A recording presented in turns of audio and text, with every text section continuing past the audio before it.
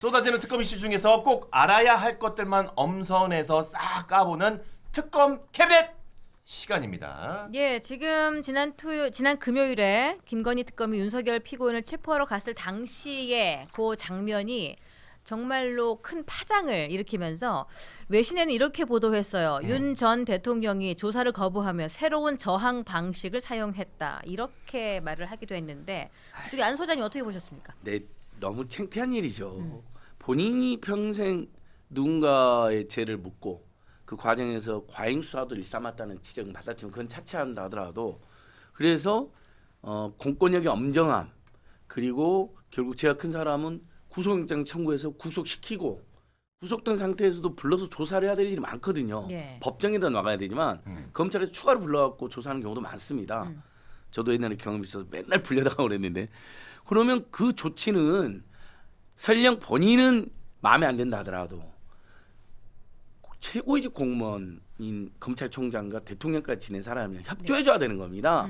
그 혐의에 대해서 자기가 비판하고 반박하는 권리는 있지만 근데 그런 계속해서 무슨 체포영장, 구속영장 모든 공권력에 대해서 단 한 번도 협조를 안 해주고 있잖아요. 네. 본인은 그렇게 수없이 많은 아마 살면서 수백, 수천, 수만 명을 죄수로 이렇게 기소도 하고 구속도 시키고 네. 끌고도 나오고 그랬을 텐데 최소한의 양심도 없다. 좀 너무 창피한 일입니다. 그래서 빨리 최소한 법정에서 다툰다 하더라도 협조를 해줘라 이렇게 촉구하고 싶습니다. 우리 문성호 선임 대변인 보시기에 어떻습니까? 저는 뭐 그렇게 복잡하게 생각할 필요가 있을까 싶어요. 왜냐면은 이제 윤석열 대통령이 과거에 이제 뭐 대통령 후보 시절에도 뭐 차량에서 이제 뭐 기차에서 다리를 올려놓고 있는다든가 뭐 여러 가지 이런 이슈들이 있었잖아요. 그러니까 요즘에는 사실 그런 분들이 없지만은 윤석열 대통령께서 이제 계셨던 그 시절에는요 여름 되면 덥다고 그냥 길에서도 이렇게 그냥 배 까고 다니시는 아저씨들이 있고 그러셨거든요. 있었어. 네. 네. 예를 들면 뭐 중국 같은 경우는 뭐 차이나 뭐 어쩌고 한데 그 우리나라도 20년 30년 전에 그런 분들 계셨거든요. 그렇지. 딱 그런 모습. 그러니까 이제 그냥 윤석열 대통령께서 워낙 뭐 풍채도 좋으시고 여름 더우시고 하니까 그냥 안 입고 계셨을 수도 있다 이렇게 생각을 합니다. 거기 뭐 에어컨도 없다고 하지 않습니까? 뭐 선풍기 하나 달려 있는 걸로 알고 있는데 그러니까 이제 이미지라는 게 생각을 해서 예를 들어서 뭐 어디까지나 예를 들어서 만약에 거기에서 그렇게 하고 계셨던 분이 이재명 대통령이었다면 이게 뭔가 목표를 위해서 내가 이런 특검 수사를 받지 않기 위해서 그랬을 수도 있다 이런 느낌인데 아 진짜 더워서 네, 벗고 있었다. 윤석열 대통령이 그랬다 그냥 그분이 그냥 아저씨라 가지고 그냥 그런 느낌이잖아요. 아마 제가 생각했을 때 그분은 평소에 라이프 스타일이 그냥 그러신 게 아닌가. 그래서 뭐 청와대에서도 막 얘기들이 많이 있었지 않습니까? 아침에 이제 뭐 청와대래 용산에서도 네. 뭐 이제 출퇴근을 하시는데 언제 뭐 출퇴근 안 하고 왔는데 그냥 술 먹고 늦게 일어나서 안 내오시고. 그러니까 우리가 이 분에 대해서 그렇게 디테일하게 고민할 필요가 과연 있는가? 근데 이런 그 이야기를 안에서 드리고 옷을 벗고 있는 채로 속옷 차림으로 내 몸에 손을 대면은 법적 조치하겠다 이렇게 좀 강제로 좀 강압적으로 말했다는 그런 근데 뭐 말이 들려서. 본인이 말했다라는 거는 지금 뭐 얘기가 나오는 거 그건 아닌 것 같고 거기에서 이제 하러 간 특검이 그 상황에서 옷을 본인이 안 입겠다고 하거나 혹은 안 입고 있는 상황에서 강제로 집행하면 이게 뭐 법적으로 문제가 될 수 있는데 근데 사실 이게 좀 과하죠. 왜냐하면 보통 우리가 일반 사람이 만약에 구치소에 간다라고 생각을 하면 물론 구치소는 형이 확정된 형무소와는 달리 이분이 아직 재판을 받는 과정이니까 뭔가 죄인 취급을 받지는 않아야 되는 게 맞기는 합니다만 네. 어느 누가 거기에서 지금 나 수사하겠다고 수사관들이 오는데 거기에서 옷 벗고 이러고 있을 수가 있어요. 그러니까 본인이 평소에 얼마나 진짜 뭐 이렇게 좀 말하지 그렇지만 오만하게 행동을 하고 살았었는가 이런 게 좀 보여진다고 생각합니다. 이게 혹시 김건희 씨에 대해서 스포트라이트 가는 거를 자기가 커버해 주려고 완전히 네. 또 어그로 끌어주는 거예요? 예, 어그로 네. 끌면서 사랑을 좀 표현하고 있는 거 아닌가. 그러게요. 뭐 김건희 씨한테는 뭐 영육이 지배당하는 관계였다라는 분석이 많은데 마지막까지도 김건희 이제 8월 6일 날 소환돼야 되고 네. 또 김혜성 집사 게이트 사실은 제가 그건 저희들이 고발을 했던 사건이기 때문에 잘 알고 있거든요. 김혜성 씨는 모든 김건희 비리에 등장하는 사람입니다. 초창기 비리부터 뭐 도이치모터 주가 조작 사건, 잔고 조작 사건이잖아요. 그런데도 그러니까 자기가 스포트를 받으려고 이제 뭐 생쇼를 했다 이렇게 볼 수도 있겠죠. 근데 다 떠나가지고 이게 처음이 아니잖아요. 계속해서 조사를 받아라고 네. 또 재판에 나가라고 사법부도 그다음에 특검도 계속 요구를 하는데 이걸 계속 거부하고 있는 거 지금 재판도 안 나오고 있잖아요. 일반 국민이라면 이건 상상할 수가 없습니다.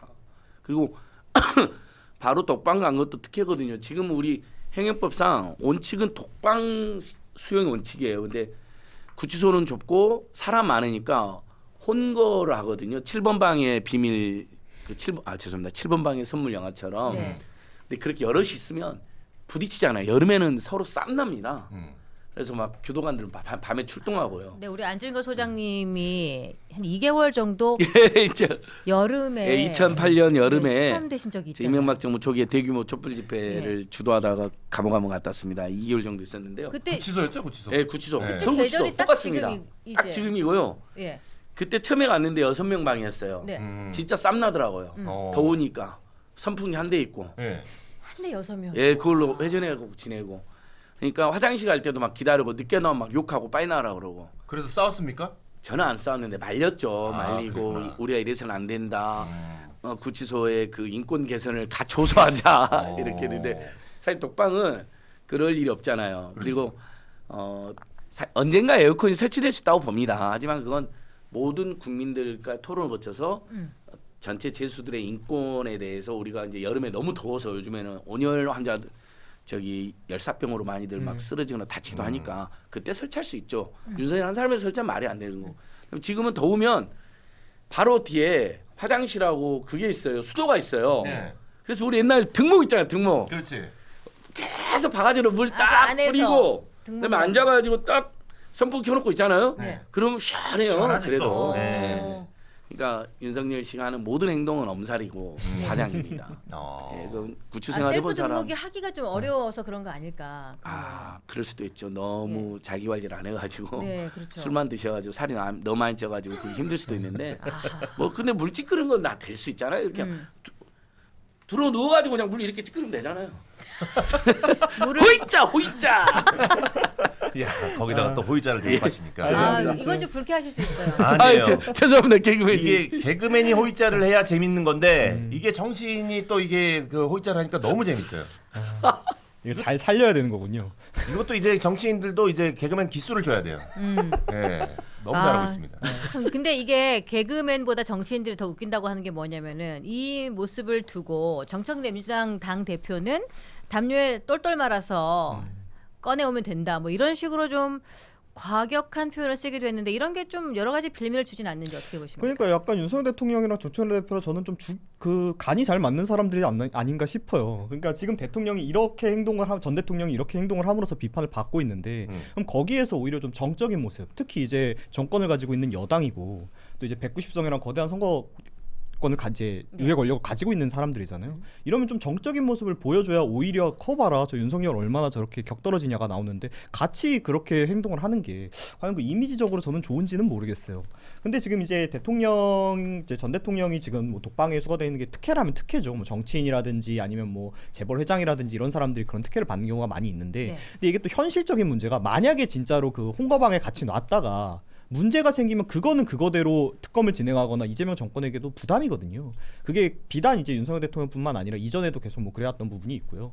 근데 이제 이런 부분은 특혜의 임과 동시에 좀 어쩔 수 없는 부분이 있기 때문에 이것까지 좀 과도하게 하면 나중에 흔히 얘기하는 공수교대 됐을 때 뭐라고 이야기할 것인가 뭐 이런 부분에 대해서 좀 생각을 해야 된다고 생각합니다. 네, 맞습니다. 그러니까 우리가 윤석열 씨를 정말 그가 저지른 어마어마한 죄나 비리에 대해서 비판하고 규명을 하더라도 저는 독방 자체는 제가 특혜라고 주장하지 않습니다. 그건 갈 수 있죠. 네. 여러 가지 상황상. 근데 거기만 뭐 에어컨을 설치해달라거나 아니면 지금 재판도 안 나가고 검찰 특검 조사도 안 나가고 이런 행태들은 있을 수 없는 일이라는 걸 지적하는 겁니다. 그리고 정책 대표가 이제 특유의 이제 독서를 한 건데 저는 문성호 대표 말씀처럼 집권 여당은 조금 더 품격 있게 표현해도 된다. 근데 제가 한마디만 말을 네. 좀 얹자면 오늘 뭐 국민의힘 패널에 안 나와주셔가지고 제가 어쩌다 보니까 뭐 그쪽 입장을 좀 대변하는 얘기를 하고 있는데 전혀 뭐, 그렇게 느껴지진 않습니다. 저도 뭐 이제 그런 생각 해본 적 없어요. 왔다 갔다 되는 거야. 이제 윤석열 대통령의 이제 대통령 당시에 저도 뭐 원래는 국민의힘 대변인 출신이었다가 지금 이제 개혁신당 당시 이준석 대표 나오면서 나온 거라 어떻게 보면 굉장히 애증이 있습니다만은 뭐 이게 그 윤석열 대통령 한 사람만의 그 특혜냐 아니냐 하고는 별개로 그러면은 지금 이번에 뭐 뒤에 이제 질문에 계속 나오겠지만은 지금 뭐 접견 시간이나 이런 게 전때 대통령들에 비해서도 압도적이거든요. 그러니까 흔히 얘기하는 윤석열 대통령에 대한 법꾸라지라는 별명대로 본인이 이런 자신이 쓸 수 있는 어떤 권한을 최대까지 너무 쓰는 것도 결국엔 특혜가 아닌가. 이런 부분에선 저는 특혜에 대해서 논할 수 있다고 생각합니다. 말씀 나왔으니까 얘기를 해보는데 네. 사실 이제 윤석열은 지금 이례적 특혜를 지금 받고 있다. 라는 이제 기사가 많이 뜨고 있는데 지금 뭐 저기 뭐야 아까 얘기했듯이 지금 뭐 접견하는 문제가 굉장히 많았었습니다. 그래서 네. 접견 시간이 이게 원래 제한이 돼 있다면서요? 네, 보통 일반인들은 하루에 주말은 안 되고요. 네. 하루에 한 번 10분. 그게 접견 예, 제한 시간이에요? 일반 재수들은요. 이야. 구치소든 교도소든. 그리고 그래서 뭐 영화 같은 거 옛날 영화나 드라마 보면 막 철창사에 막 손도 잡고 그랬잖아요. 네. 그건 다 낭만적인 거고 사실이 아니에요. 이렇게 두꺼운 아크릴판이나 유리 같은 게 딱 쳐져 있어서 네. 얼굴도 약간 흐릿하게 보일 때도 있고요. 그래요. 그다음에 지금은 이제 좀 괜찮은데 옛날에는 전화기로 진짜 소통한 적도 있고 네. 지금은 구멍이 뻥뻥뻥뻥 뚫려 있어요. 그래서 그걸로 소통을 하는 거죠. 그러니까 손도 못 잡아볼 뿐 아니라 얼굴도 못 만지고 아무리 사랑하는 사람이어도 네. 그것도 아주 작은 목소리가 들립니다. 근데 최근에 송영길 전 대표 면회 갔을 때 보니까 조금 나아졌더라고요. 네. 조금 이제 소리는 여전히 유리막 같은 거로 막혀져 있는데 요즘 스피커가 있죠. 예, 그러니까 예. 그 스피커로 이렇게 서로 대화하는 것으로. 근데 348명이나 395시간. 와, 이건 엄청난 특혜죠. 그리고 보통은 일반 접견실에서 합니다. 그렇게 제가 말한 데에서 네. 네네. 딱 10분. 근데 좀 권력 있었던 분들은 이제 변호사들이 자주 오잖아요. 네. 그렇지. 그럼 변호사 접견실이 따로 있습니다. 변접실이라고 해서 좀 걸어가서 2층에 있는 데인데 이제 이렇게 칸칸이 있어요. A 변호사, B 변호사, C 그게 변호사. 공무상 접견실로 보는 건가요? 예, 네. 아니 거기는 그냥 하나가 더 변접실입니다. 있습니다. 또 있고요. 예, 예. 예. 그래서 근데 거기는 사람들도 많이 있고 눈치도 좀 보이죠. 그렇지. 계속 앉아 있으면 저 뭐 하는 거냐. 재수가 하루 종일 변호사랑 저기 농담을 하고 그렇죠. 있다. 예. 그다음에 이제 세 번째가 장소 변호의 접견이 있습니다. 장접. 네. 장소 변경 접견은 뭐냐면 특별히 예를 들면 국제적으로 유명한 권력자라든지 또는 국제기구 관계자가 윤석열 씨를 만나러 왔다거나 또는 뭐 아픈 가족이 있어서 특별히 만나게 해줘야 될 상황이 있다. 곧 돌아가실 상황이다. 네. 그럼 만약에 돌아가실 위기에 있는 어머님 오면 손이라도 뭐 잡아드릴까. 그래서 이제 인도적인 차원을 그렇게 해주는 경우가 있는데 이분은 그게 아니라 공무실 접견인데 네. 여기는 넓고 시원하고 그 전에 제가 말했던 일반 접견, 변호사 접견, 장소 변경 특별 접견도 아닌 그보다 훨씬 넓고 시원한 곳에서 장시간 있었던 거죠. 거기는 그러면 일반인은 못 들어가겠네요. 아 일반인들은 아예 생각도 못 하는구나. 예, 일반인들은 변호사를 또 거의 안 옵니다. 네. 예. 변호사님들도 뭐 한 번쯤에 한두 번 왔다 말아버리고 장소 변경 접견도 거의 구경을 못 하죠. 그러니까 이 자체가 그 장소, 시간, 사람, 네. 그다음에 종일 횟수. 넓은 데에서 네. 아주 편안하게 쉴 수 있는 곳입니다. 그러니까 감옥 생활이 아니라 네.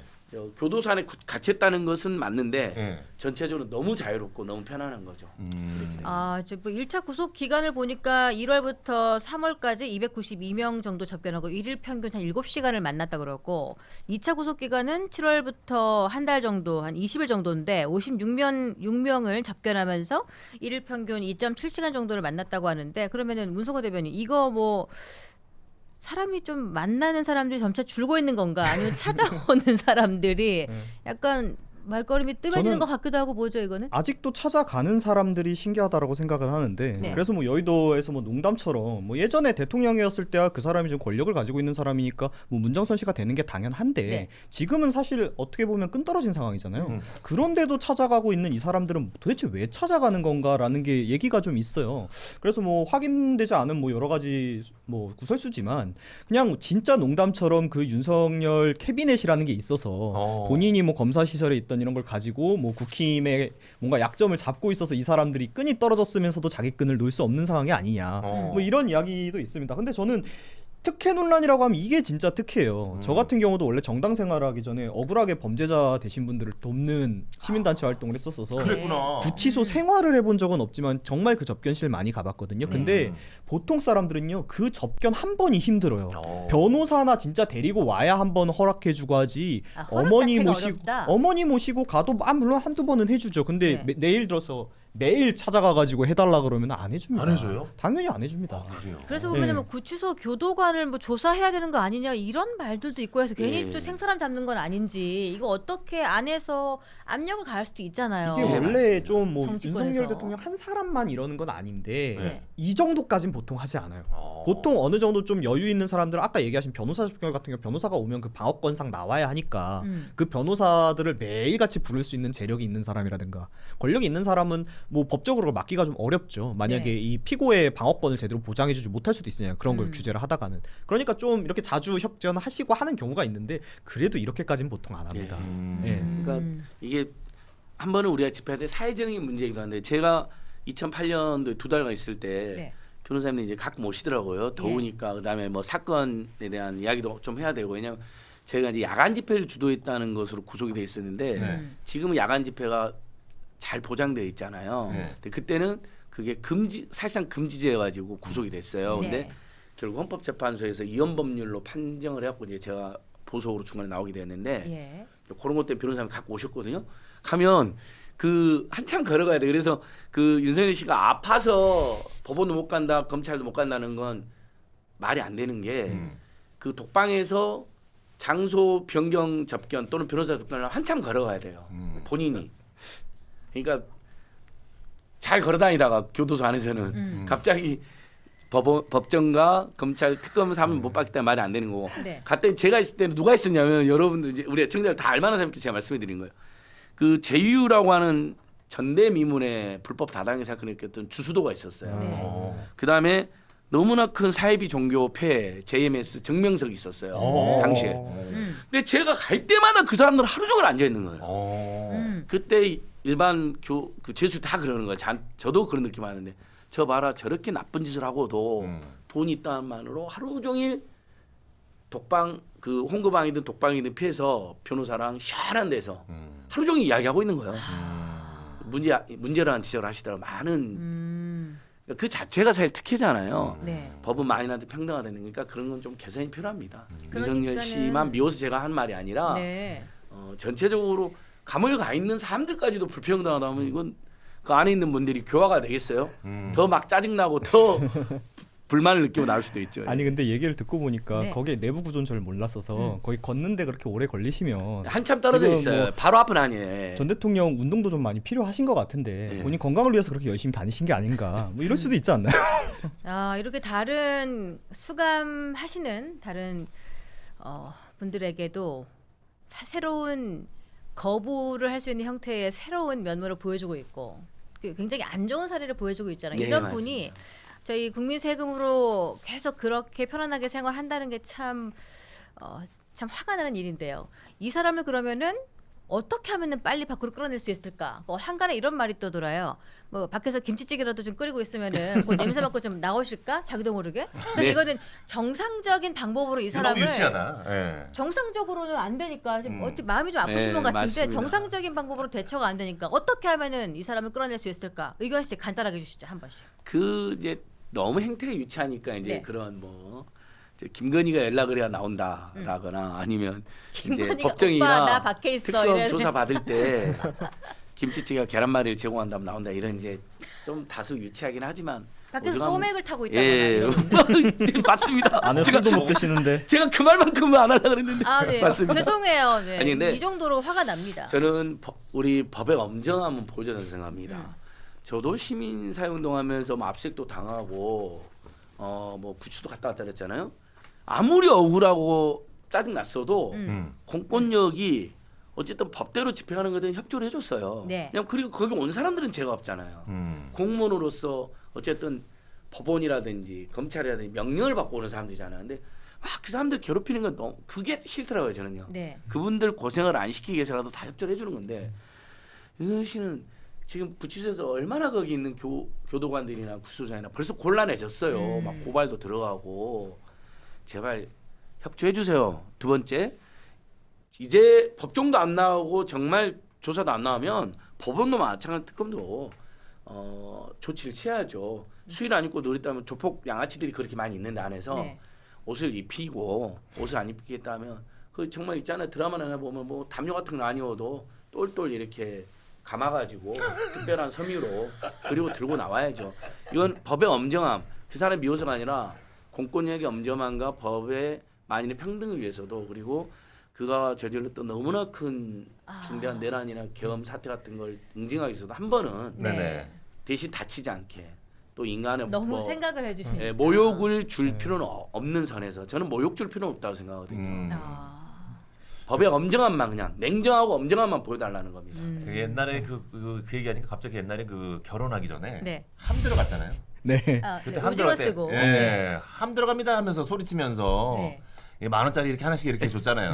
맞습니다. 약간 그런 식으로라도 진짜 우리가 유인을 해야 되지 않나. 약간. 그래서 밖에서 그물을 펼치고 있다가 네. 포획하는 수준으로 가는 것이 아닌가 아주 험악한 얘기들이 나오고 있는데 우리 대변인 보시기엔 어떻습니까? 아니, 그러니까 앞에서 어떻게 해야지 이미 끌어낼 수 뭐 있을까? 안진걸 소장님께서 충분히 얘기해 주셔서 네. 제가 뭐 말을 얹을 필요는 없을 것 같고 네. 근데 너무 이제 신사적이신데요. 아니 근데 저는 이제 얘기하시다가 듣다가 이제 좀 생각이 난 게 뭐였냐면 네. 어쨌든 그거와는 별개로 공권력이 오면 협조를 해야 된다. 저가 이 똑같은 얘기를 언제 했었냐면요. 제가 그 당시 국민의힘 대변인이었을 때 네. 당시 공수처에서 김용 부원장 압수수색할 때 네. 민주당 의원들이 몸으로 틀어막을 때 그 얘기를 했었거든요.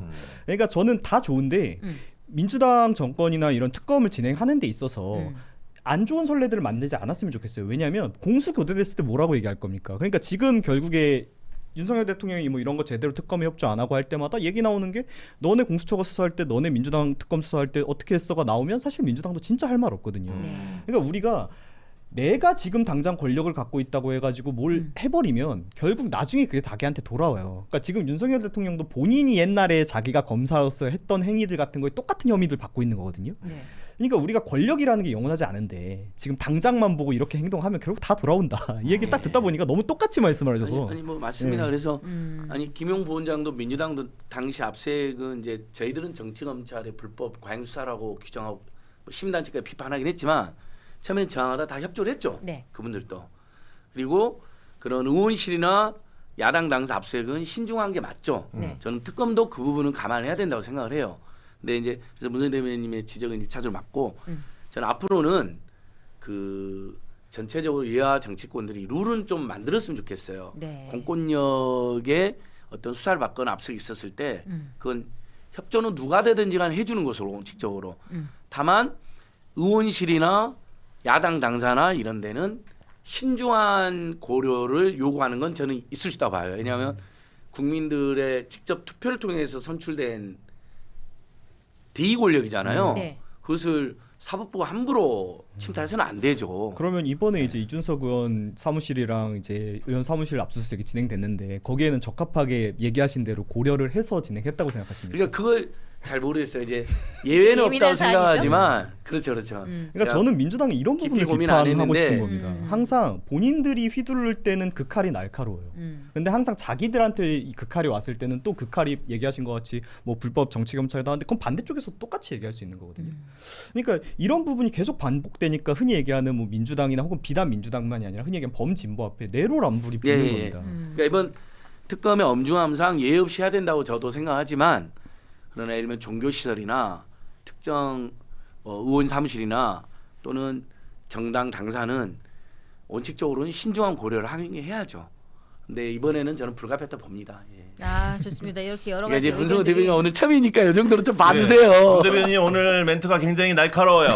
예, 저희가 굉장히 좋아하는 스타일입니다. 아 저도 첫 저 방송이라서 약간 빨개졌어요. 예, 만약 창피하는 것 같아. 창피하는 건 아니고 일면 저는 시민사회단체 오래 일했기 때문에 네. 진보든 중도든 보수든 내로남불 네. 이제 이런 탁간다잖아요. 그치. 그런 행태를 봤을 때는 저도 부끄러운 생각이 드는 거죠. 그치. 진보 진영도 반성할 점이 있다. 예. 아. 그런 건 제가 또 인정하고 인정해주는 자세. 성찰하고 좋습니다. 그러면 나중에 다음 코너에서 또 인정할 부분 좀 인정해 아 당연히 주시면서 저는 인정할 분 있으면 인정해야 된다. 그렇지. 예. 예. 이 더 정도만 나아야 해도 된다. 저는 굉장히 수준이 높다고 생각합니다. 예, 그렇죠. 뭔가 성찰하고 예. 발전되려고 하는 그런 모습들, 그게 사실은 건강한 정치를 만드는 예, 모습이고. 그러니까 네. 좀만 더 붙이면 진보 또는 중도 네. 또는 우리 합리적 보수를 자처하고 평가받는 분들은 그 동안의 정치 행태보다는 좀 더 조금이라도 더 개선되고 맞습니다. 국민들의 조금이라도 더 솔직하게 이렇게 하는 자세가 좋다 생각합니다. 야, 이게 여의도 넘어 TV 닭간다 이 프로그램에 정치인도 아닌데 이렇게 힘드니까.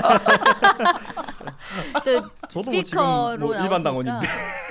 그래서 이게 양질의 어떤 이렇게 좋은 게스트들을 섭외할 수 있냐 그런 질문 참 많이 받는데 참 골고루 저희가 의견들을 청취하면서 여러분들께서 아마 저희 정치적으로 어떤 입장에 계신지 너무 편파적으로 보지 마시고 네. 다양한 의견들 들을 수 있는 시간 만들어 볼 테니까 오늘 두 분 너무 좋네요. 네.